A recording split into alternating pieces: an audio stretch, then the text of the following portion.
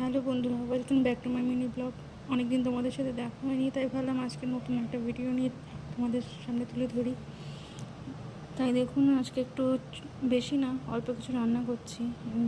গুঁড়ো মাছের ঝাল করব, আর একটু শাক করব। আর ছেলে তো গুঁড়ো মাছ খেতে পারে না, তাই ওর বাবা বড় মাছ নিয়ে এসছে, পাটা মাছ, সেটা একটু ঝোল করব। বাস এইটুকু সিম্পলের মতো রান্না করব।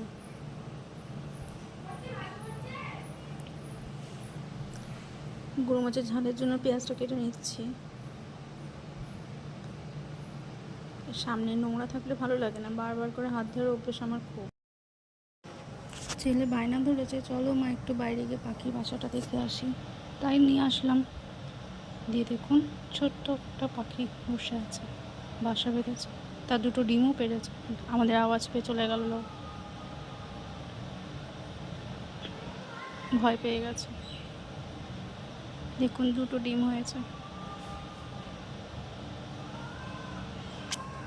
সকাল থেকে খুব বৃষ্টি হচ্ছিল, নাও এখন একটু কমেছে। বায়না ধরেছে, মা চলো বাইরে একটু ঘুরে আসি। এবার কে থামায়? বৃষ্টি কমেছে, এখন একটু ঘুরু ঘুরু করবে।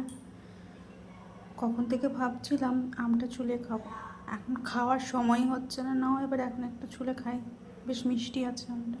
দুষ্টুমি শেষ আছে, ঘুরে এসে এখন বলবে কার্টুন দেখছি।